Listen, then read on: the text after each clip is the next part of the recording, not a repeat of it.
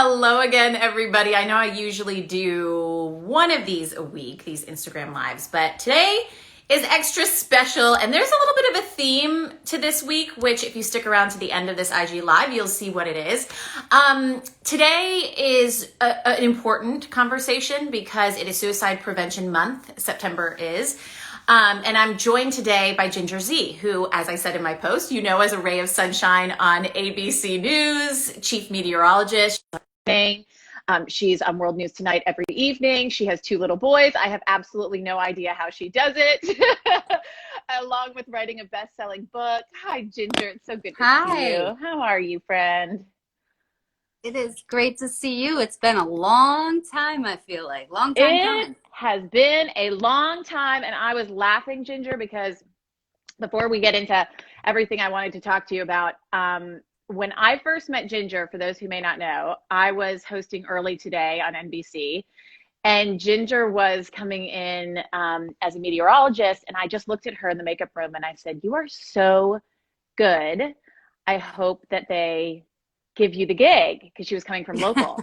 And I will let you take over what they said and then what followed. Because I think it's a really important message. I know you included it in your book, but I think it's a really important message for people who maybe have been told that they're not going to make it, or you're too green, or whatever it is. So share with us that first. No, I think that was like my big break. Of course, when you get into this, I had worked at 4 stations prior to that, and I was in Chicago working, but moonlighting at Early Today at MSNBC whenever Bill was having babies, basically, and whenever he needed time off and for holidays. Bill Cairns. So it felt like it made sense. Bill Cairns, love him. He's still doing an awesome job.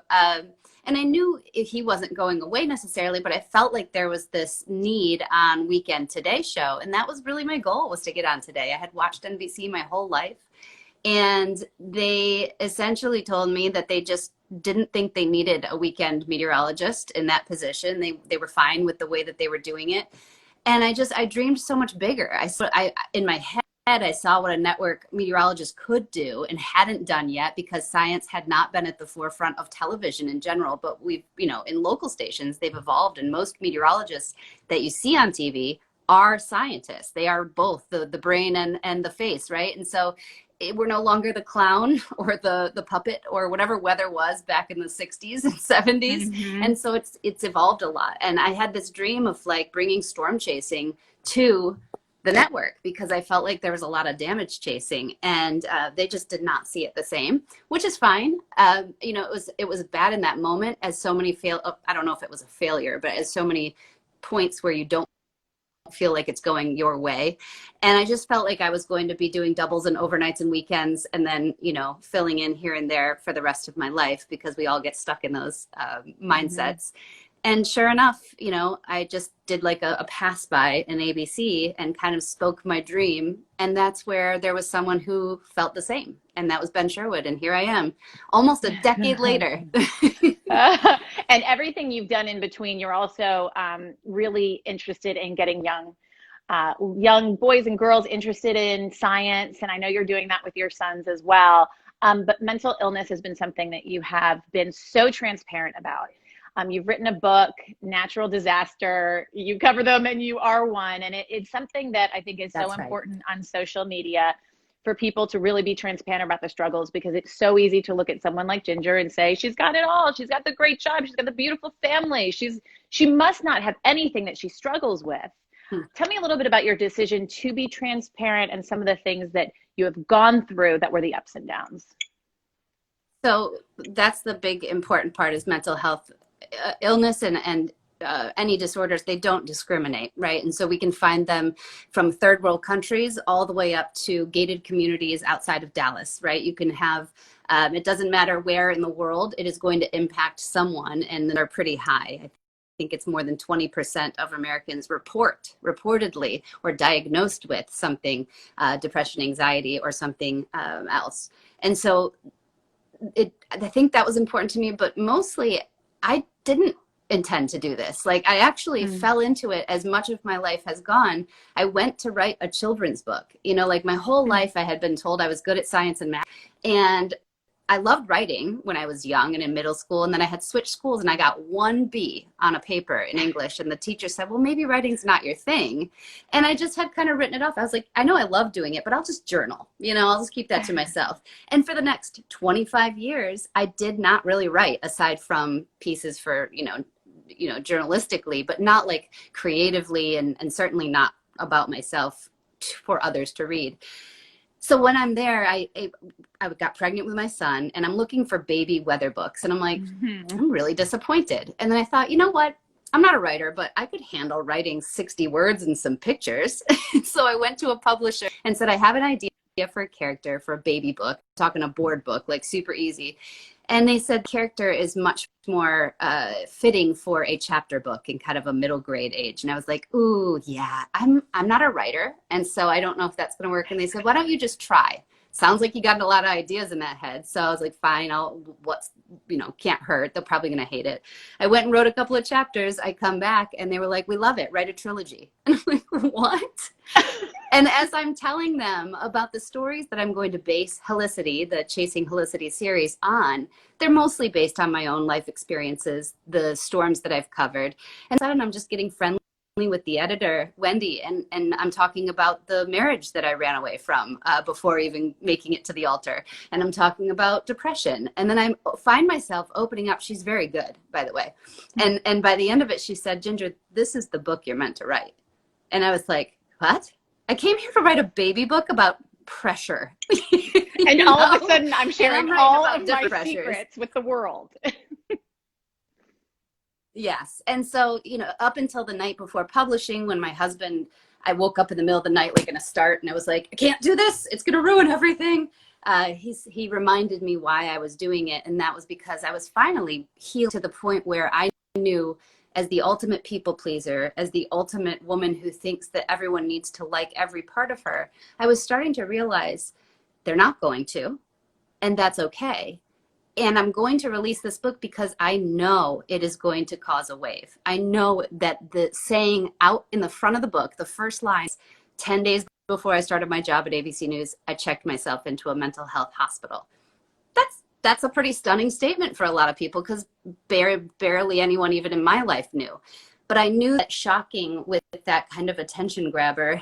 See, I remember writing skills from the beginning was important because it would get people to the point that I wanted to do. And the point was, I was lucky. I had the support and the financial ability to get the help I needed.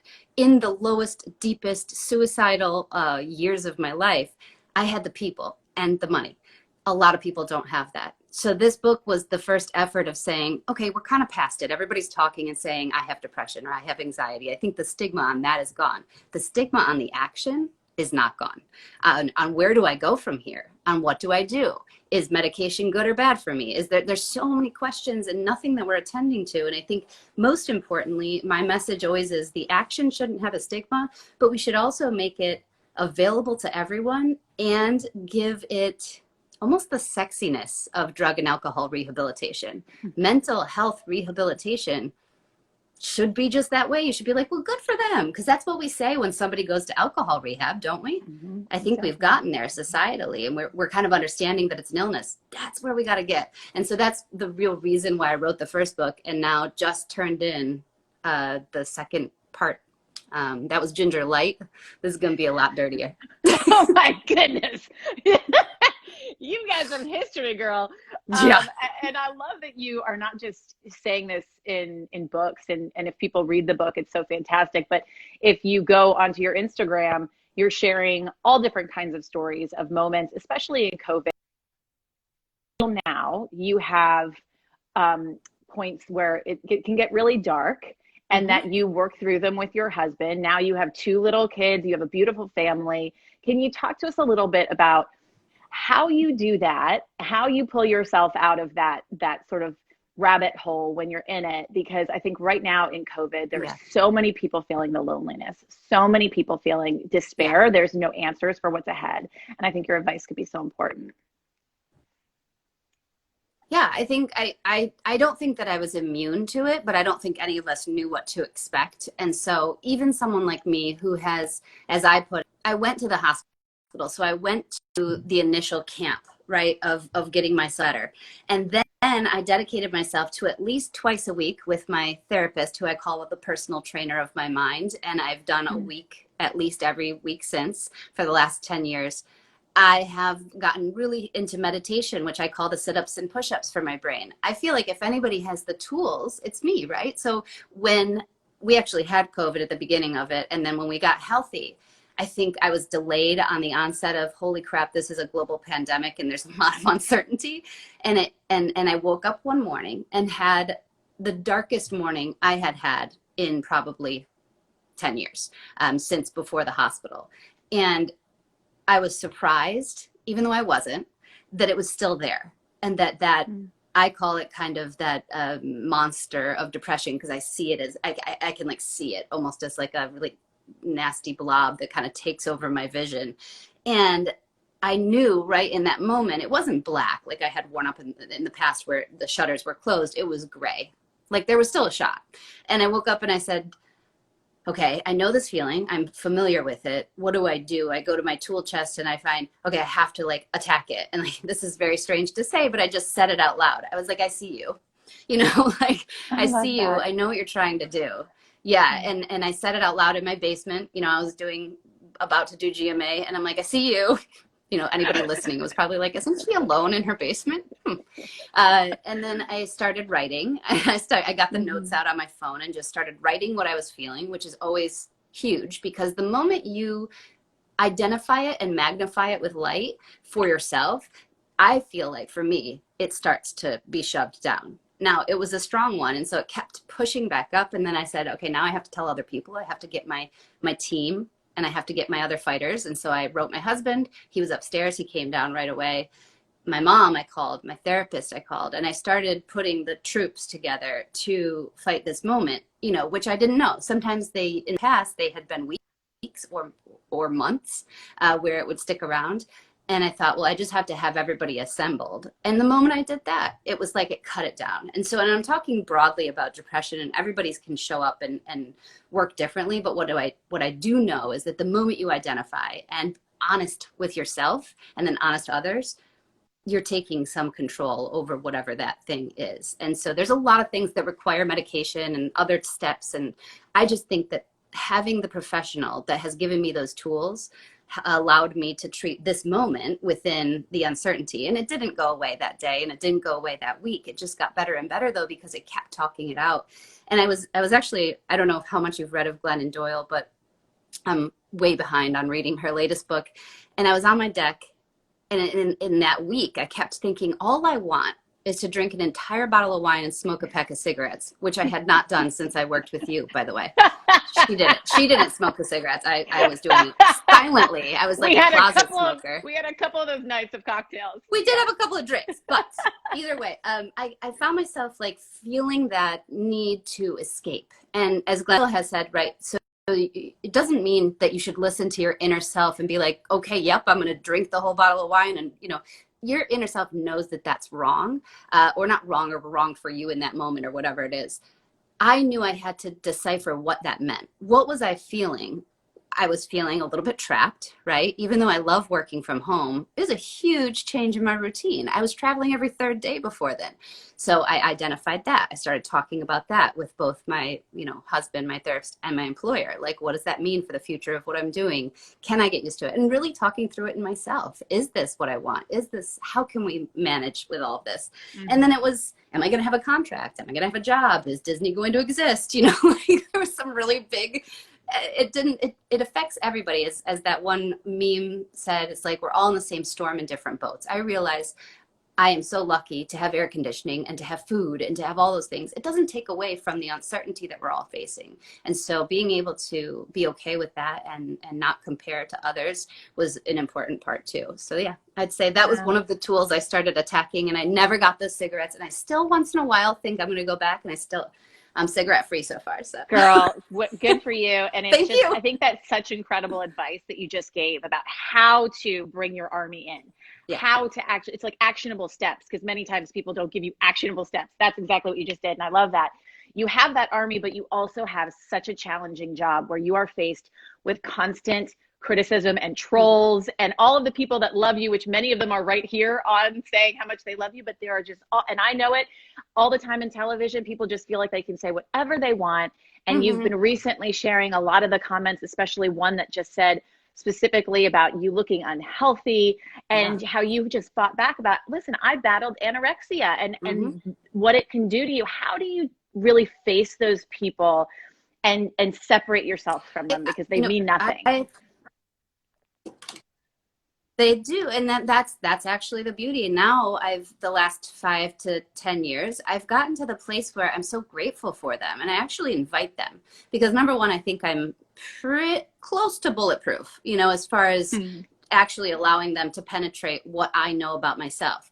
But those are the people, and social media is the reason that I have developed an identity. I mean, truly, before I was even able to do it for myself, I was doing it without knowing. I was learning boundaries and learning how to set up my own inner self and allowing them to kind of stay shielded. And I always call it as my analogy, but a real power in being able to, even in your personal life, know that somebody has an opinion or a feeling, because I used to be really bad about absorbing other people's feelings, especially intimate relationships, friendships, those things. I've utilized those things I've learned about the social media troll who can say whatever they'd like to say. I can take it and I examine it and make sure that there isn't something constructive in there, because once in a while there is. I mean, they might be right in some of the cases, or might have poked into something that maybe hurts a little, and that's why. And I try to be really honest with myself about what it is. If I can identify that it is just somebody's opinion who probably woke up not feeling great about themselves or the world they're in, and then if I can, depending on it, I usually try to read it, I can put up my fence. If I feel like it's just being nasty to be nasty, I want to teach them not to do that to other people. And so that's when I'll usually use my army. And that is a quote tweet of putting it in front of 2.3 million people who will then say, what are you talking about? You don't talk to people like that. You don't speak to people. What's wrong with, being kind? Kindness is the reaction of kindness from my fans and my friends on social media is the strongest defense. And I always think when my boys get older, I'm going to hopefully be able to tell them we all have fans. I might be on a different or larger platform, but we all have our fans, and those are our teammates, right? And so they can be within your inner circle, but that fence is there and can be placed whenever you need it. And so I love those feelings because I feel like I can be a person that hopefully teaches the really nasty one. You can't do that. So please don't do that to other people. And if it takes shutting down your account, which that guy shut down his account yesterday, sorry. Good, Yeah, exactly. Oh, I love that. And if it isn't, now there's other ones though that I can feel the hurt. I can feel them hurting so deeply, and I'll actually direct message them if it's possible, and I'll say, is there something I can help you with? Like, what's hurt? Maybe that's my job too. And so I feel like they have taught me so much about myself and my own identity, which I didn't form as early as some people do, and they've really helped me. If my sit-ups and push-ups are my meditation, my trolls are my pull-ups, That's amazing. I also think I say all the time, hurt people hurt. And keeping that in mind and even reaching out to them, especially when you talk about your young boys. I struggle with this a lot when just now, mine's 4.5 and it's like, so-and-so didn't want to play with me. So-and-so is mean to me. And something that I always try and explain is exactly what you're talking about. And then, if somebody's not being nice, then you go find someone who is kind. That's the person that you want to be friends with. What are some of the things you do in parenting, in your mommyhood, to take some of these incredible messages that you have? And that's got to shape the way you're raising these boys. Yes. And the first one is the honesty. So, when I was having those couple of down days or that week that was really rough, I was just sitting on the couch crying. And when Adrian came over, my 4.5-year-old, he came over and said, what's wrong? I said, Mommy's sick, because I am. And my illness was showing. My symptoms were showing for me at that moment. And then I tried to explain a little bit. It's hard for a 4.5-year-old. But I think what I emphasized in that talk was people are not always happy. And some people are sadder than others, and some people have, you know, in their brain and in their chemistry, they can have different things that can cause them to be sadder or more anxious. And I think we got through on that, you know, just like he sees physically different people, I told him to see, right, like not everyone's sad is the same sad, but we're all allowed to be sad, basically, and we're all allowed to be happy. And without sadness, we don't have happiness. And I think that if I would have learned the emotional health of feeling and communicating my feelings early and being okay, and knowing that I would still be heard, respected, seen, if I was expressing those, that's all I can teach him right now, is just to be transparent with himself and with others. And then we'll work on, you know, the rest of it, depending on how it all, but you know, like mirroring it. Because I think that's the other thing, is we always try to be, as a mom, selflessness is so awarded, and it's important, and serving others is important, but you also cannot serve others to the best of your ability without serving yourself. And so I think being able to instill that in him, and the confidence, because, you know, your two boys, I'm sure, have very different personalities. They always all do. And they have inherent strengths, not diminishing or labeling that what he is until he starts growing it himself. That's the other thing that I've been really cognizant about when it comes to mental health, and exploring that with him, because he is sensitive. I can say it to you. I won't say it in front of him, because I think that he doesn't need to be.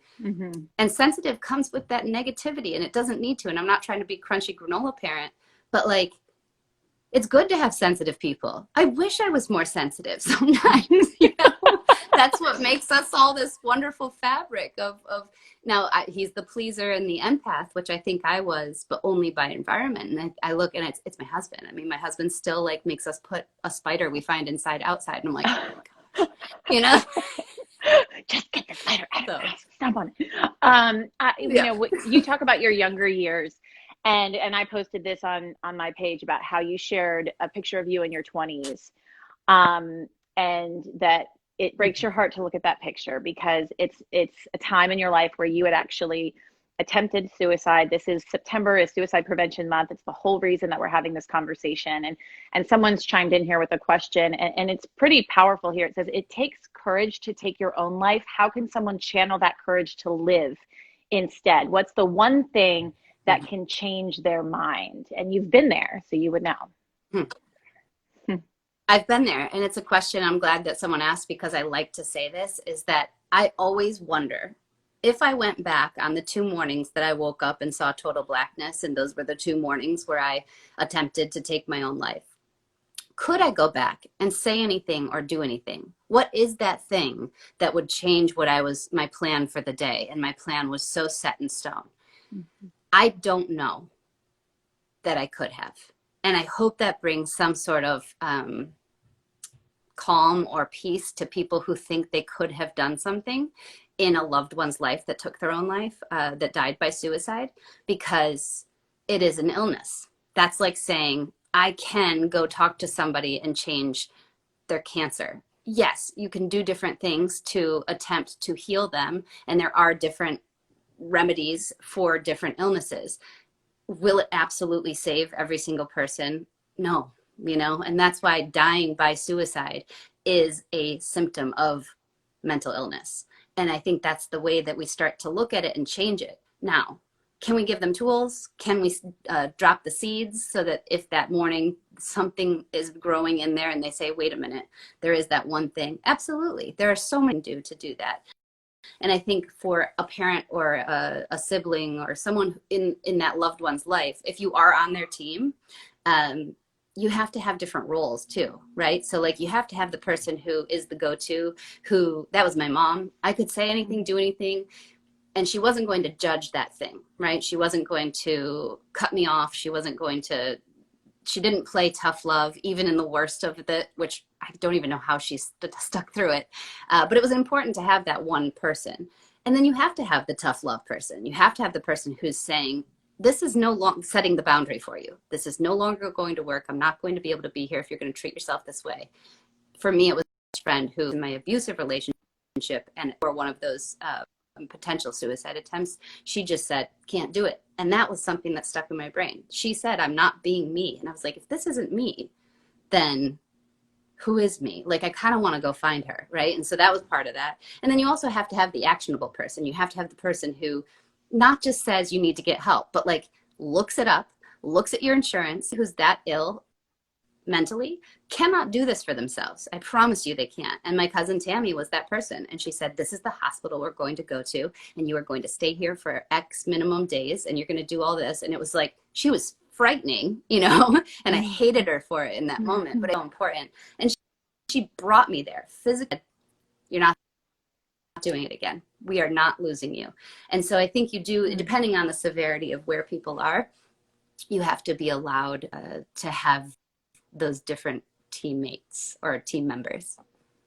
One of your biggest team members, your biggest fan, obviously your husband, Ben, who I worked with at NBC in New York. He's hysterical, as everybody knows, Ben Aaron. And how many times have we sat around single in New York over a couple of cocktails talking about how there are no good guys left.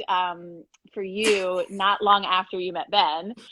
For me, not long after I moved to Atlanta and met Graham. And it's, you know, a wonderful, happy ending to all of that. But talk to me a little bit about how finding someone like your husband going through a previous abusive relationship, that there is, as I put, a rainbow after the storm.